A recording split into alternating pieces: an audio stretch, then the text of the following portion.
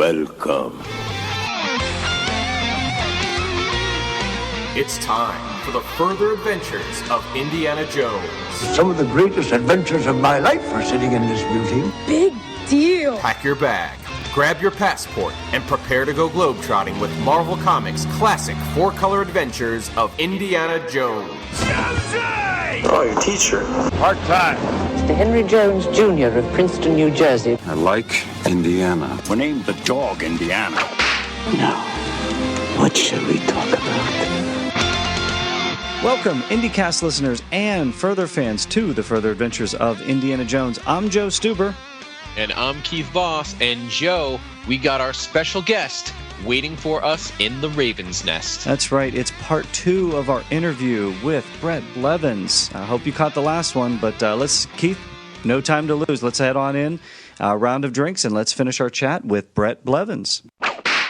How did you get the call for Last Crusade? And I believe the one-shot black and white version came out first, correct? I think so, because I seem to remember doing the comic book covers towards the end, the individual issues. So, I think they came out after the movie. Oh. But how did you get the call for Last Crusade then? I'm pretty sure it was Bob Budiansky. He was the editor of that, I believe. Called me and asked me if I'd like to do it. And I was thick in the New Mutants at the time. And we had just finished these massive story line with Inferno that had a lot of crossover with all the other X books, and it was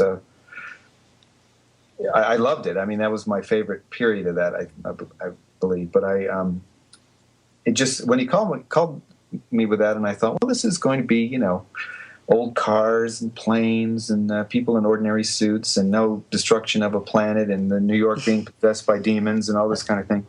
So I thought, well, maybe it would be like a little bit of a just a breather, from the more epic things I've been drawing. Indiana Jones as a breather. Wow. Well, if you look at those, I can imagine all the things you're working on at the time then. Well, if you look at the other books, you can see that they were pretty epic in terms of designing all this stuff being possessed. A little more universal. Yeah, well, and also there was just so many more characters. That was the other thing. So Indiana Jones it seemed to me at the time to be like an ease back, and I loved Noel Sickles, Scorchy Smith, that kind of era of cartooning, and I thought I could just rest back here a little bit, and it was just like a nice, refreshing change for a while. Then I went back to the New Mutants after that, but and also my first son was about to be born, and that was it just seemed like, I don't know, I just seemed like I needed. It seemed like a welcome change at the time to just shift gears a little bit and take my mind in a different direction. But I had a lot of fun with it too. So it's very cool. What kind of reference work did you get from Lucasfilm for The Last Crusade? You did the pencils and the inks for the book. And it looks like some of the panels are direct takes from the film. Did you get to see a rough cut of the film maybe? Or what kind of reference did you get from them? I didn't have a rough cut, and by that time the technology had moved along. I was sharing a studio with Al Williamson then. He did a lot of inking on it as well, and also Mike Manley helped out. Al Milgram inked some pages. It was because as it went on, it got in more trouble, because everything had to be approved. And like I said, I don't remember having any trouble, but I don't recall redrawing anything really at all on that. But at that time, before that, when I had done the Dark Crystal and some of the other things, the Starfighter, they sent us packages of actual photographs, printed out photographs. And Al Williamson had stacks and stacks of things he'd received from Lucasfilm for Star Wars, all with the big scratches across them, so they couldn't be reproduced. But they were actual full printed photographs. By the time this Indiana Jones project came was the early days of the color Xeroxes. Mm-hmm. And so that's what they sent me, which were not terribly sharp. It wasn't the greatest source. But I had, and they didn't send me tons of it either. I remember it seemed like they were being pretty stingy with it. But they were very nervous about anything getting out too early, I'm sure. And plus, by then we had 2 other movies to refer to for a lot of it.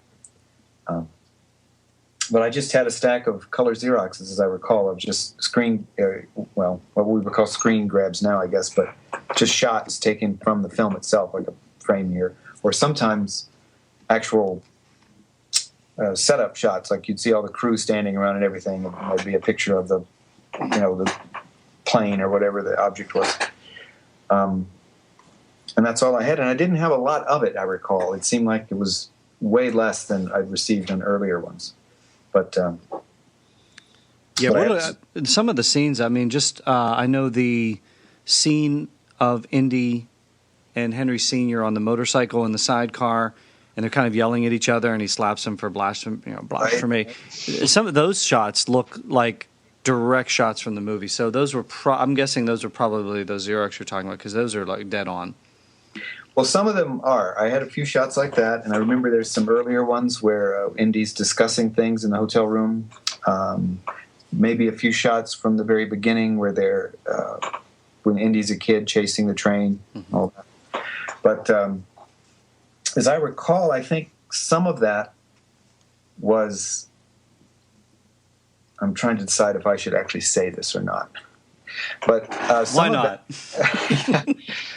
By that time, I'd been around a while, and I'd been through a lot of these sort of things. So some of that might have even been a little bit of baiting of the person who was in charge of overseeing it. In other words, you give them some pretty obvious things that are dead on, so they don't pay that much attention to the rest of it in terms of asking for corrections. You know what I mean? Mm-hmm. I work in video production. I know exactly what you mean. Okay, so they know the story then. So I think there was probably some of that going on. It's like every once in a while I'll give them back their actual frame. Then if there's any complaints, you can say, "Hey, man, this is exactly what you sent me." Oh, I love hearing stories like that. That put a smile on my face. So, well, sometimes you have to dance around some of the problems just to get everything done in time. But so that was probably part of it. I don't really like working from photographs, so that would have definitely been a conscious decision on my part to do that for some reason. So thinking back, that was probably the reason. One of the great parts about working on movie adaptations is that you get the original scripts, or at least Michelini in this case would have gotten the original script where he could work off of, but you're getting information before the film is completely edited. So in Raiders, in Temple of Doom, we've got deleted scenes. We've got a director's cut. We've got those missing pieces that we don't see in the movie, like Marion and Indy kissing, Willie Scott and the snake scene in Temple of Doom. You got a lot of things to work on. Do you know how many deleted scenes you got to work on in this adaptation? Boy, that's hard to remember after all these years. But I have them here if you want them. Oh, there you go. Well, you have to remember. Shall I prompt you? Well, sure. I'm just interested if you see the movie and know your adaptation and see that's not in there. Yeah, that happens all the time. I mean, I've been working on all kinds of properties for the last 20 years, and sometimes whole sequences are not there. All right, let's talk about some of those. We've got you mentioned Young Indy. We've got the chase on horseback. We get a horse transfer where he jumps from the horse to the car, back to the horse to the train. Well, in the movie, it's just the horse to the train. Okay, well, I'm sure that was in David's script, or either that or I stretched it a little bit or something, but it was probably in the script because that sounds like such a specific action, and it must have been cued to dialogue. So, yeah, that was probably something that was cut. It's a great Raiders callback, and I kind of wish that was in the movie. Did they actually shoot it? Is it on a... That I don't know. Yeah, I don't know. That's a good question for our listeners. So, Keith, take the next one. The next one we have is with Sallah and the Camel when Marcus first gets to Iskenderun and Sallah meets him, and he gets confronted by those two guys who want to capture Marcus and his map, and to help escape, Sallah punches or slaps that camel. The camel spins, and helping them to kind of get away, but. Yeah, that never made it in the movie, but there are several stills of that can be found online. So that was definitely shot, that scene. Well, that may have been what I had to work with, was the stills, and I'm sure David was working off of the script and included it. Do you recall seeing the movie at all and just going, "Oh, the camel scene's not in there," or anything like that at the time? Well, I'm sure I did, but you have to remember by this time I'd done several things like that, so I was used to it. And the other thing to remember is that when we were working on the book and drawing it, we, of course, didn't know that they were going to be deleted. So we didn't realize we were doing something that was, going to be special in that way later. That's the great thing about comic book adaptations. These are the only places we really get to see these things fleshed out. Yeah, it's well, there's so many elements to a film, the pacing, the timing, the cutting, all that has to be adjusted. And sometimes they have a scene that, for whatever reason, is a great scene by itself, but it interrupts a tension, a build-up kind of thing, or whatever. That's why a lot of these adjustments get made, or it's just overlong. Or I remember that Al Williamson had been working on, or he did the adaptation for the third Star Wars film. He had that, and he had the scripts and all the reference around. And I remember looking through that script. This was a couple years after the film, and there was material in there. This was not his comic book script that Archie Goodwin wrote. This was the actual working script, I suppose. But there was a bit in there where they were explaining that Princess Leia was actually hypnotized by under some sort of mind power from Jabba when she was captured as a slave, which explains why she acts so blasé in the movie. But it's not in the movie. So I remember when I saw the film, I was wondering, boy, she seems awful benign about this. She seems okay with it. Yeah, and then, you kind of see her sort of shake her head and look a little bit more alert when she finally gets the motivation to choke him with the chain or whatever, because I guess he was distracted with everything going on and lost his grip on her. Yeah. So without that, some of that scene played very odd to me. I never heard that before. No, I hadn't either. So it actually does make the scene make more sense now. Well, when I read that, that's what I was curious about. I have to go back and read my comic book adaptation. Yeah. I don't think it's in there either. I don't recall it, but I remember thinking, well, I always just assumed it was just Carrie Fisher, being Carrie Fisher. But but anyway. That could be too, depending on how the day was going, I suppose. Well, anyway, it's cool. I just brought that up to mention some of the kind of things that happen in that process. Things get chopped for various reasons, and you also have to remember that by the time a film is coming down to its release date, everybody working on it is so fried and exhausted that maybe they don't always make the best calls about what to leave in and what not to. But. Well, it's cool. We've got a couple other ones. We've got the Pat Roach scene, which, as any indie fan will know, Pat Roach played the German mechanic in Raiders. Pat Roach in Temple of Doom also plays the Chief Thuggee Guard. And then in Last Crusade, we've got him as... the scene was shot, correct, Keith? Yeah, the scene was shot. He played a Gestapo agent, I guess. He's running alongside of Colonel Vogel as they're running up to the Zeppelin. That's really all you see him in the final cut of the film. But there was a small chase scene after Indy and his dad start making their way towards the plane that's underneath the Zeppelin, and there are a couple of stills that can be found again online of Pat Roach and a World War I flying ace giving chase, and there were apparently two planes underneath this Zeppelin.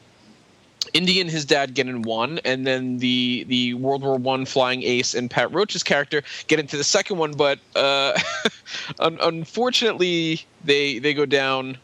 They go down in flames. Glory. Yeah, and Brett got to draw that heap of glory going down. Exactly.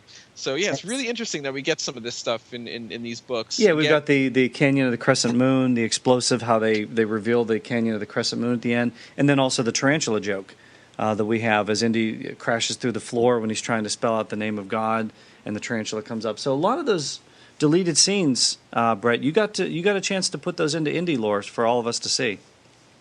Well, I'm happy to have been standing at that crossroads. But you didn't get the motorcycle chase. No, apparently not. So, No. Well, sometimes they have space limitations too, where some scene that's played out dramatically in the film has to be cut to a couple of panels just to fit the comic book into its, restricted page count. But you got more than you missed, so that was the cool thing. And one thing Keith and I were talking about was I think you got close. You have a debt on Harrison Ford, so that's money in the bank, and a debt on Sallah. So those were amazing, and I think you got closer to Marcus than just about any other artist we've talked to. Well, my interest in drawing is sort of the base of all of my other pursuits and activities. So that would have been part of it. I was just interested in trying to figure out the structure of their heads from different angles. And I'm sure I probably pulled up the old, the first movie, the original one, to watch on a video. In those days would have been videotape, to get a sense of their heads turning and get what they look like from all angles, and then try and construct it. So that was one of the things I remember about that, is trying to address those drawing problems. Because Harrison Ford's actually difficult to draw. His features photograph very cleanly, but the relationship of them, he's not, like Sean Connery was much easier to draw because his features are so sharp and distinctive. Harrison Ford has this very nice, heroic proportion, but the relationship of his nose, his nostrils, his lips, his eyes. We've heard that before. That Harrison Ford is quite tough to draw. Yeah, every artist we've talked to have said that. Yeah, Nope. it's you wouldn't think so going in. So how did you do it? Just a lot of midnight hours, I guess, and sweat. How were you able to just pull off such a dead-on Harrison, though? I mean, I know it's a lot of late hours, but not everyone is able to pull that off. Yours is pretty amazing, especially when you look at the Last Crusade adaptation. Well, as I said, I had time there because it was a long book, so I had a lot of time to get familiar, and I did a lot of sketches. But I also was just interested in drawing. I mean, I always have done a lot of life drawing from life, and portrait sketches. So it wasn't that was a different discipline that I could pull in to apply to cartooning. In this case, realistic cartooning.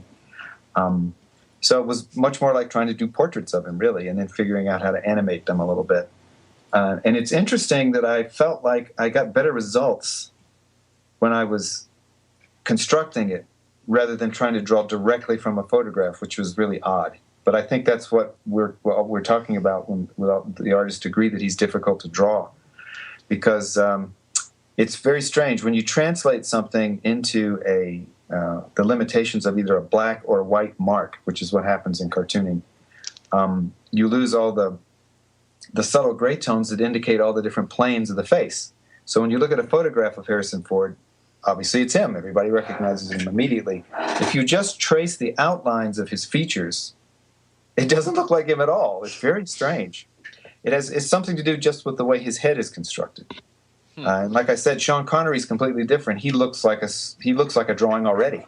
He's so sharp. His features are so sharp. You also got pretty close to Denholm Elliott, Marcus Brody, than most other artists. The last couple of issues that we've reviewed, he's usually drawn pretty heavy, but you looks like Uncle Ben. Yeah, he really does. But you really nailed the character. Did you have any reference for Denholm Elliott as well? I'm wondering if these dates are right, but could I have already seen Room with a View when that movie was before Indiana Jones? I don't remember the years. 86 or 87? I think that was 86. Mid-80s, so yeah, this would have been 89. Okay, so I had seen him in that. Yeah, I could be wrong on the dates, but yeah. So, but it's nice to hear that that you actually used a lot of different references, maybe even 85. outside the end of Indiana Jones, or outside the world of Indiana Jones, because I think that's what helps bring an adaptation to life. Is when the characters actually, I think in Further Adventures there's a little bit more leniency, but when you're dealing with the adaptation, is that how you see it as well? Oh, absolutely. I mean, the invented stories, you might say, are already sort of outside what you would call the official literal canon of the actors. Also, this wasn't the case here, obviously, but I've worked on many things where, and maybe this wasn't even in existence then, but now the actors have a trademark or a copyright or some kind of proprietary ownership of their likeness. So they have to approve and allow someone to do a likeness of them, which I don't remember hearing anything about that in those days, but I did a bunch of Pirates of the Caribbean stories for Disney, and I was not allowed to draw Johnny Depp. Literally, I could just do a similar, or any of the main actors, I could not actually draw their likenesses. So I had to do a similar type. But how difficult does that make your work? Well, it's easier in one sense and harder in another. I mean, it's easier because you're not bound to try and make a character look like a known actor in every shot that you draw. But more difficult because you still have to suggest that actor somehow without being able to actually draw them. Well, and then you get everybody blogging, it doesn't look like Johnny Depp. Yeah, exactly. So now you could say, it's not my fault. It's not my fault. That's the kind of thing that the people don't understand you weren't allowed to. But fortunately with Jack Sparrow, he's such a cartoony looking character anyway. It's pretty easy to get a sense of it with his, he's got those raccoon eyes and the black mustache and goatee and all that. So. Well, our podcast host, Ed Dollestad, will be able to comment more on that because he is a huge Jack Sparrow fan and also does cosplay as Jack Sparrow as well. So he's actually pretty dead on Johnny Depp. So for what you weren't allowed to do for Johnny Depp, I think the podcast host gets pretty close. Well, but in relation to what we were talking about on the Indiana Jones material, so because I wasn't bound by any of those kind of strange rules, I could try to do a likeness as close as I could and then figure out how to do the shot that I wanted, the angle and the attitude, under, of course, terrible time pressure. But that's one of the things I recall enjoying about it was this is actually an embellishment of the statement I made earlier when they asked me about doing this job. That was part of the appeal, too, was I was coming from this completely outrageous fantasy world of the X-Men universe to drawing real people based on real human beings. So I could it was a little bit more, it was an opportunity to do a little bit more subtle drawing that I had been doing for a little while. So I'm sure that was part of the appeal as well. Well, you did a lot of the work. I mean, you did all the work. I mean, issues 1 through 4, all the pencils, the inks, the covers, amazing stuff. You've got Indy riding that tank down over the cliff. You've got River Phoenix. We've got Rats, Terror in the Tomb. You did the fully painted cover for the one shot. So you're pretty entrenched in the world of Indiana Jones as far as we're concerned. So nice work on that. How did you segue that into storyboarding? Because we talked about your Emmys earlier. You got into, was it the Superman, Batman adventures, a lot of the Warner Brothers adventures in the 90s, the animated adventures, Superman, Batman Beyond, Justice League. Why transfer from comic book world to animated world? Well, this is going to have a little bit of a reference to the Jerry Ordway question you asked me earlier. Yeah, as we're recording this, just for our listeners, Jerry Ordway, if you have a chance to read his blog, just came out. He mentions on his blog, we talked about ageism in comics, and he talks about being 50, life in 50 in his 50s, and how really some of these guys that Keith and I love that we grew up reading in the 80s and 90s, looking at these things, 70s, 80s, and 90s, are having trouble finding work today. Go ahead, and I'd love to get your opinion on Jerry Ordway's blog.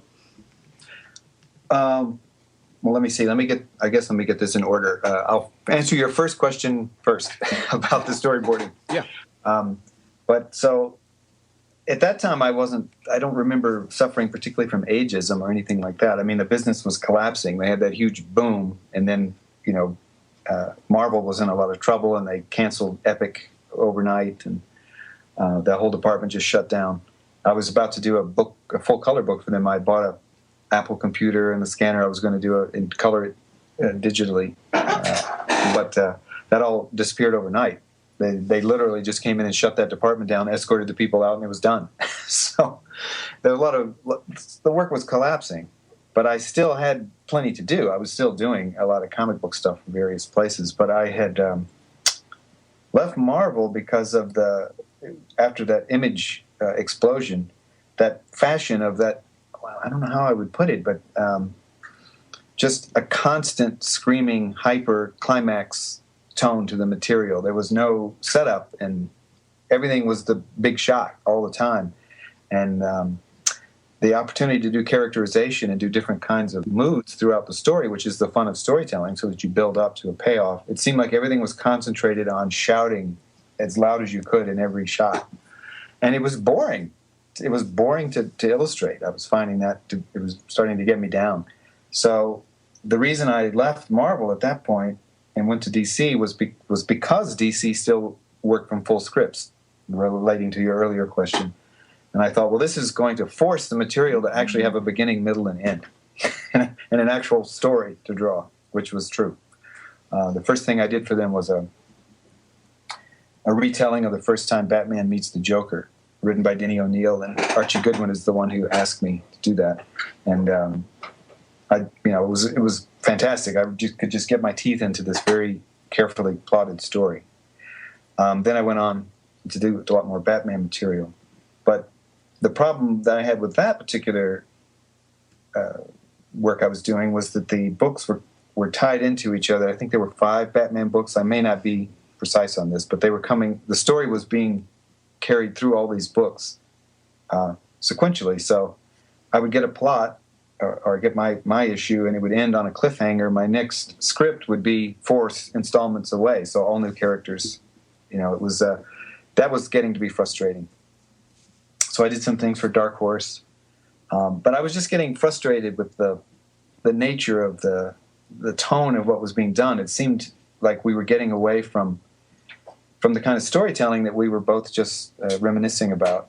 The point is that at that point I was just getting frustrated with the nature of the material itself. Just the expectations of the audience at that point was just not interested. As Jerry Ordway mentioned, that classic realm of storytelling and the nature of building up to a climax, all those things that make reading a story interesting to me, were being pushed to the side in favor of this very loud, brassy, sort of explosive intensity overriding everything else.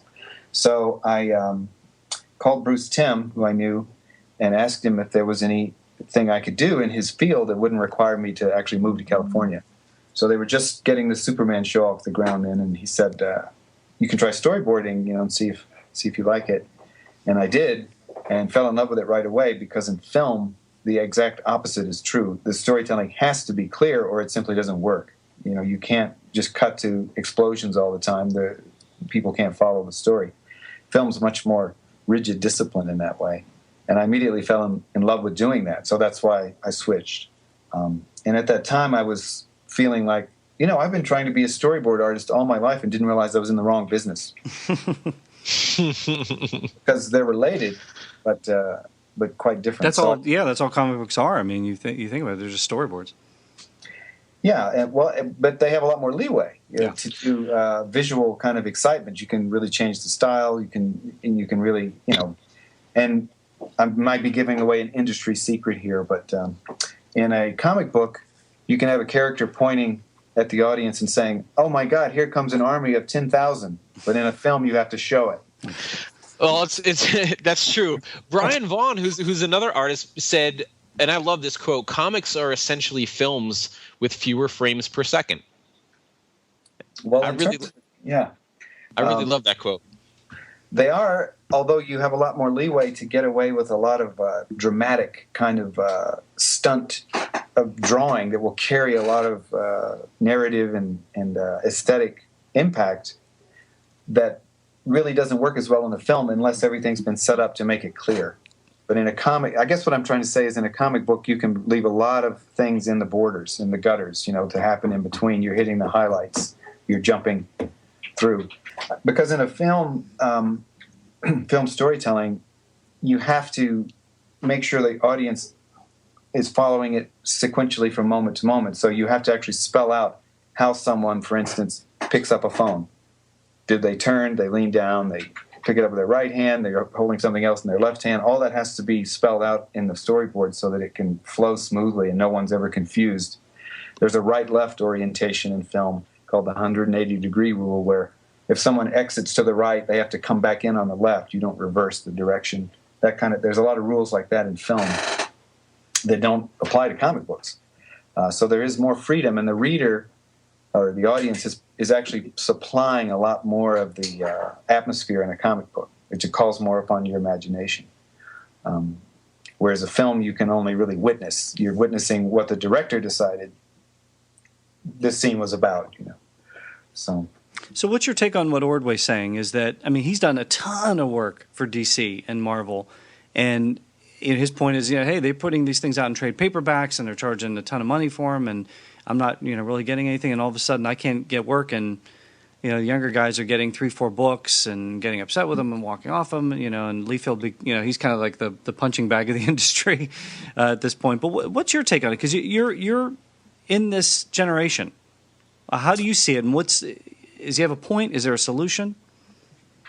Well, I certainly know that he has a point. I mean, a lot of my friends are in a similar situation. Because I left comic books per se, I did a few oddball things here and there, but I wasn't really that entrenched in the industry, or haven't been since '96. So it hasn't affected me directly in that way because I was off working other places. But I'm afraid I don't know how much specific information I can give you because I simply don't really know much about the current comic book business. I don't really understand the motivations for some of the things that he's pointing out there. I don't really, because I haven't been involved in any of it. So, but it seems to me that there was a shift in how can I put this? What the essential nature of doing the work in terms of craft is about. I did see a shift in that even during the Image days, where there was this real sense of becoming a celebrity by being involved with these properties or, being in control of these characters that I don't think really existed before that, or at least not in a widespread way. And that psychology of treating this material as a kind of attention-getting device. And I'm not just talking about the creators, but I'm talking about the way the material is presented. Like they're always doing some big dramatic thing of killing someone or revealing that a character is gay or all these kind of things that are kind of stunts. They're not really rooted in a solid story structure. And I'm saying this, again, as a kind of distant observer. I don't really know what's going on inside a lot of these books. But there's that, and then the sense that somehow twisting them in some dark way is in itself a viable aesthetic direction. Or in the case of, I haven't seen any of these books, but I hear in the new DC, the 52 books where they started everything over, that's one of the common complaints I hear from people is they're too dark and grim. So that seems to be an aesthetic standpoint or presentation of the material that overrides telling stories with these characters, it seems to me. How do you think Indiana Jones should be handled today if he were to come back to comics? Well, to me, he represents, a take on that 30s serial adventure. I mean, that's even the newspaper strip, things like Terry and the Pirates and all of the Saturday morning serials from the 30s was where he got the inspiration for it. So to me, that would be the appeal of doing it, would be to keep that sense of fun about it. Because, he's a superhuman character, basically. Obviously, he couldn't do anything that he actually doesn't survive. So he's a fantasy character. And treat it with that sort of fun and reference the time that it took place in. And how would you handle Indiana Jones today? What era would you like to set him in? 20s, 30s, 40s, 50s? Oh, I think the 30s is ideal, like the original film. Because, the threat of the World War was coming on, the Second World War coming on. There was a lot of intrigue in places, and yet a lot of the planet was still available to go running around exploring in. And very much like Terry and the Pirates, that type of just this guy out could go anywhere, could get involved in anything, any culture, and any kind of villain with whatever their motivations might be, depending on what they're after and where they came from. And just make it fun, use all the wonderful trappings of that period, the technology that was coming in at the time. Because there's a lot of narrative possibilities that are precluded in modern times by such a simple device as a cell phone. You can't strand people in the way you could because everybody has a cell phone. And there's satellites, that can find anything, GPS systems, all these kind of things. So a lot of these predicaments that make for very dire situations for the hero to face are just much less viable today because of the advance in technology. So the period charm, I guess, is what I would say would be the appeal to me for Indy. Mm-hmm. Well, Disney's got the license. It's probably going to go back to Marvel to do the books. Bret Blevins gets the call. Adaptation for Indy 5. You taking it? Well, I don't know. I guess we'll see. I mean, I can't answer that honestly. I mean, I think if the material was presented and it seemed like it was going to be a fun working situation, yes. If I was going to have every line that I drew approved by 16 people, I might say no. But. Well, we'd like to see it. Keith and I would like to see it. That'd be cool. Hey, what are you currently working on, and where can people find you? How can they get a hold of you? What's going on in Bret Blevins' World 2013? Well, I'm doing storyboards for the Ben 10 show that's on, but I also just I'm going to be doing a series of covers for Judge Dredd for IDW. Ah, cool. And maybe I don't know where else that will lead, but and I'm going to self-publish a book with a story written by my son, and I'm hoping to have that done by the end of May. So it'll be the first comic book story that I've done in a long time. Good. We'll look for it. That's going to be awesome. And people can find out about this where? Facebook page? The Facebook page, I have a Bret Blevins Art. It's a public Facebook page. And I'll have a lot of information on my website as well. That is down because of some coding problem that happened when I switched servers. So I have to unravel that mess before I can get it back up. But okay. And fair warning to some of our younger listeners, I think there's a lot more on your page beyond superheroes, I think, too, right? We've got some anatomy lessons, as one would expect from an artist. Yeah, well, I don't know if I have any of that on the Facebook page. But Not on the Facebook page, but on the website. Yeah, on the life drawing. Yes. So just fair warning to our listeners out there if you're going. It was like to throw that out there just in case we don't want any surprises. But some cool stuff out there. And Mr. Blevins, we really appreciate you taking the time today to join us in the Raven's Nest to talk about everything and especially Indiana Jones. Well, I had quite a bit of fun myself, so thank you, fellas, for inviting me. I actually pulled out the books this morning and looked at them, which I hadn't seen them in years, probably. So. Follow along, and I'll try not to be too hard on your covers. Hey, you left the hat on in 19, so I'm happy about that. I'm glad you warned me, because if I ever do any more, the hat never comes off. Yes. Then our job here is done. I'll make sure to insert a picture of him sleeping with it on. How's that? Just put our initials in the corner, and we'll be happy. Yeah. We'll be happy fanboys. I can do that. Thank you so much for your time. We appreciate it. Okay, thank you. Well, there you have it, IndyCast listeners and further fans. Our interview with Bret Blevins. Oh, really glad we got to talk about some of those deleted scenes from Last Crusade, too. That was fun. Very cool. Yeah, and we got some of the backstory on Princess Leia and Jabba from Return of the Jedi. I'd never heard that before. No, Pretty cool stuff. I didn't think of that, but that makes perfect sense now because, yeah, when you're watching it, you're like, well, why is she so zoned out in that? But well, we know why she really was zoned out. But I mean, you mean the character, oh, right? Be nice to sure. I can't wait to see her come back in Episode 7. She's going to rock it. She's going to rock it. Wait. She will. And, hey, we've got a great insider tip that we had there from Bret for those artists working on licensed projects, Keith. Yeah, that's right. You give them some dead-on images, and the artists are less likely to complain about the artwork. But that's not saying much about the fans. The fans usually say, "It doesn't look like Harrison. That doesn't look like him." I love that line, though. That was so perfect. It's just like, great. You know what? Just give them what they want, and they'll be happy with it. So, yeah. Hey, thanks to Bret Blevins again. That was fun. We really had a blast with that. Glad he took some time. And hey, Keith, why don't we check out the mailbox? Mister, get your arm out of that mailbox. I mean now. Oh, dear me. I haven't had so much trouble delivering a package since the incident in Vienna. Well, our first email comes from Further Adventures editor Elliot Brown. Keith, we had talked about this in our interview with Elliot before, about this cover to issue number 20, and he had mentioned that he had done a cover and Shooter didn't like it, and it just kind of went through all these these different forms, and then it was redone. I shot him an email and said, "Hey, any chance you came across it?" Guess what? He found it. Yes. Very cool. Yeah, we're going to put that up on the Facebook page. But here were Elliot's comments. He said, he sent us two pictures. The first one was the cover that he drew for issue number 20. This is where Luke McDonald had left the book, so they were scrambling at the last minute to get this thing finished.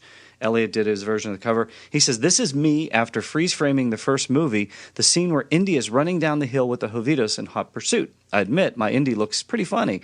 But that's what I traced. I shot this as well as I could so you could see all the work. Most of Indy was inked by myself and Jack Morelli. Jack and I came up through the tubes together. We spent many a freelancer night in the bullpen. I encouraged Jack to just ink the thing, so he picked up his regular lettering tools and dived onto my pencils. Jack did the jacket and the pants, I think. I switched to a brush and did most of the shirt. Not sure who did the face or hat. Al Milgram, who was sitting in the bullpen after hours inking away on his own work, graciously just inked the sugarcane fields after we had asked for him to show us how to do it. He then thought better of it and asked that his name not be mentioned. Well, so much for that. It is now. Well, as I might have mentioned, this was due the next day, which made me think the quality of being finished would help ease the acceptance of some of the sins. The indistinct inking on the feet is old-fashioned whiteout, used to eliminate whatever was not covered up by the new artwork. John Sr., I'm assuming he's referring to John Romita Sr. here, said he recognized the whiteout that we all loved as auto body lacquer paint. It was great, smelled like the devil's own brand, but did everything we asked of it. What I did on the board was to drag a razor blade edge over the whiteout to plow through the layers to the ink. Now, he also sent us another picture with the fixed version of Indy, the better version of Indy, and says, this is a photostat of Mark Teixeira's rush job the following morning. Man, these things, the deadlines on these things are crazy. Yeah, incredible. After so many years, I was filled with morbid curiosity at just how bad the original was. The good old stat paper held as I ripped it off the board. I then stuck it on the back of the board as a warning to others. Thanks for your interest, Joe. This takes me back to the point in time when I was excited to be doing something that I'd never done and believing I was helping the cause. Deadlines were so fearful back then. Cheers. Well, thank you. Cheers to you, wow. Elliot. That was great. And thank you for those pictures. Those are awesome. Very cool. Yeah, very cool. We'll get those up on the Facebook page. We'll get them on the Flickr page. Really cool stuff. Check them out, folks. Next email comes in from Jeff Culligan, and Jeff writes, "Hi, guys. Just wanted to let you know that I enjoy your segments on the IndieCast. It's been years since I read any of the comics, and I'd pick up the omnibus versions, but my bookshelves are pretty full already. It's too bad Dark Horse doesn't offer the single issues digitally on their iPad app. At least I couldn't find any. I'm sure there are licensing issues to be worked out, but I definitely pay $1 or $2 per issue. I don't know if you guys are aware of comicbookdb.com, but when Bret Blevins was saying he couldn't remember what he was doing at the time of those indie covers, I looked him up on there and hit the link for View a Chronological Listing of this creator's work. Might be useful in the future if you need to jog someone's memory. Anyway, keep up the great work."